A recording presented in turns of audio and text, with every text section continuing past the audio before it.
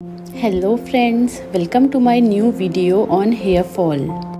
I have heard many people saying हमने बहुत treatments लिए पर हेयर फॉल पे कोई फ़र्क नहीं पड़ा। तो आइए जानते हैं फ़र्क क्यों नहीं पड़ा और कैसे फ़र्क पड़ सकता है। Friends, hair fall is a very common problem among all age groups. Hair loss can be emotionally challenging but there are effective treatments that can help. देखो दोस्तों, हेयर फॉल होने के बहुत सारे रीजंस होते हैं.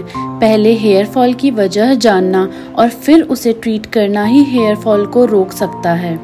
हो सकता है अगर आपको भी हेयर फॉल हो रहा है उसका रीज़न कुछ और हो और आप उसका ट्रीटमेंट ही गलत ले रहे हैं. इसलिए वजह जानना बहुत ज़रूरी है. बहुत सारे लोगों को लगता है कि सिर्फ हेयर ऑयल या कोई क्रीम या सीरम लगाने से उनका हेयर फॉल रुक जाएगा, पर सच्चाई ये नहीं है दोस्तों. हेयर फॉल के रीजंस जानने के लिए पहले आपको हेयर को समझना पड़ेगा. तो आइए हेयर के बारे में थोड़ी सी इंफॉर्मेशन लेते हैं. दोस्तों, हेयर की 4 लेयर्स होती हैं. पहली हेयर शाफ्ट, दूसरी इनर रूट शीथ, तीसरी आउटर रूट शीथ और चौथी कनेक्टिव टिश्यू शीथ. जो पहली लेयर होती है हेयर शाफ्ट, वो मेड्यूला, कॉर्टेक्स एंड क्यूटिकल से मिलके बना होता है. दोस्तों, हेयर शेडिंग एक नॉर्मल हेयर प्रोसेस होता है. आइए जानते हैं हेयर साइकिल के बारे में. इसके 4 फेजेस होते हैं. पहला होता है ग्रोथ फेज. इस वक्त आपके 86% हेयर ग्रोथ फेज में हैं और ये 3 साल तक ग्रोथ फेज में ही रहेंगे. दूसरी कैटाजन ब्रेक डाउन फेज भी इसे कहते हैं या फिर इन्वोल्यूशन फेज भी कहते हैं, जिसमें आपके 1% हेयर्स इस वक्त हैं और 3 हफ्ते तक रहेंगे. फिर आता है टीलोजन फेज, जिसे रेस्टिंग फेज भी कहते हैं, जिसमें इस वक्त आपके 13% हेयर्स हैं और 3 महीने तक रहेंगे. और फोर्थ और लास्ट स्टेज होती है एक्सोजन, जिसमें शेडिंग होती है. इसका मतलब एक्सोजन एक नॉर्मल फिनोमिना है जो हमारे हेयर्स में होता है. तो हेयर शेडिंग भी एक नॉर्मल प्रोसेस हुई. अब जानते हैं हेयर फॉल के बारे में, जिसे मेडिकल टर्म्स में एलोपेशिया कहा जाता है. दोस्तों, एलोपेशिया भी 2 टाइप का होता है. एक होता है नॉन स्कारिंग, जिसे नॉन सिकेट्रिशियल भी कहते हैं. इसका मतलब जिसमें स्कारिंग नहीं होगी. दूसरा होता है स्कारिंग सिकेट्रिशियल फेज भी जिसे कहते हैं. दोस्तों, नॉन स्कारिंग फेज में एक टाइप होता है एलोपेशिया एरिएटा. ये एक ऑटो इम्यून डिजीज़ है जो एनाजन फेज को इफ़ेक्ट करती है. जैसा कि मैंने बताया था, एनाजन फेज में इस वक्त 86% आपके हेयर्स हैं.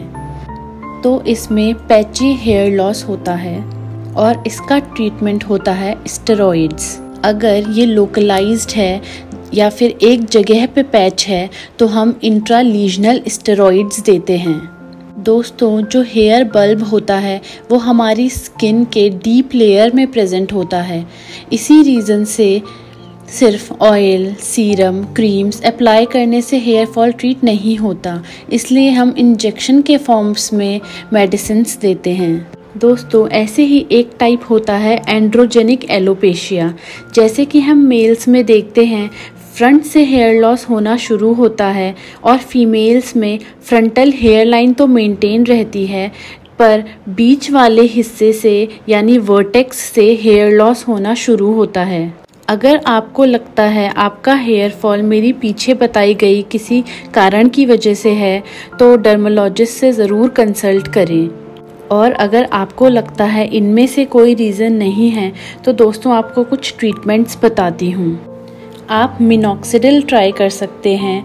अगर आप फीमेल हैं तो 2% मिनॉक्सिडिल और मेल हैं तो 5% मिनॉक्सिडिल ट्राई कीजिए. मिनॉक्सिडिल आपके एनाजन फेस को बढ़ाएगी और हेयर फॉल को कंट्रोल करने में हेल्प करेगी. सेकेंड ऑप्शन है फिनास्टेराइड, जो मेल्स यूज़ कर सकते हैं 1 mg. थर्ड ऑप्शन है रेडेंसिल.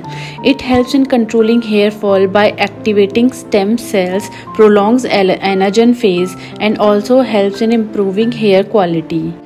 दोस्तों, डाइट हेयर फॉल रोकने का एक इम्पॉर्टेंट एस्पेक्ट है जिसे नज़रअंदाज नहीं किया जा सकता. दोस्तों, अगर आप हेल्दी डाइट नहीं लेते हैं तो इसका असर आपकी हेल्थ के साथ साथ हेयर्स पे भी दिखता है. Eating a healthy diet can help prevent hair loss. You should include eggs, carrots, spinach, sweet potato in your diet to prevent hair fall. And massaging the scalp can increase blood flow to hair follicles and help strengthen roots and prevent hair fall. You can easily get silicone hair massager from any shopping app. I myself use silicone hair massager and it really improved my hair growth.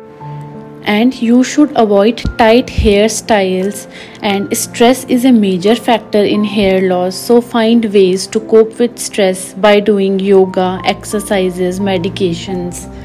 दोस्तों, thyroid disorders can also lead to hair loss, so get your blood investigation done regularly.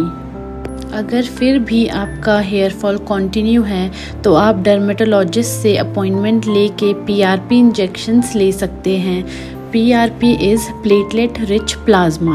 Basically, your own blood is withdrawn from your body and platelets are separated from it, and then those platelet rich plasma is injected to your scalp to enhance hair growth. And last but not the least, you can also go for hair transplantation. So this is it guys. Hope this will help you in reducing hair fall. For more such content, subscribe to my channel. Thank you.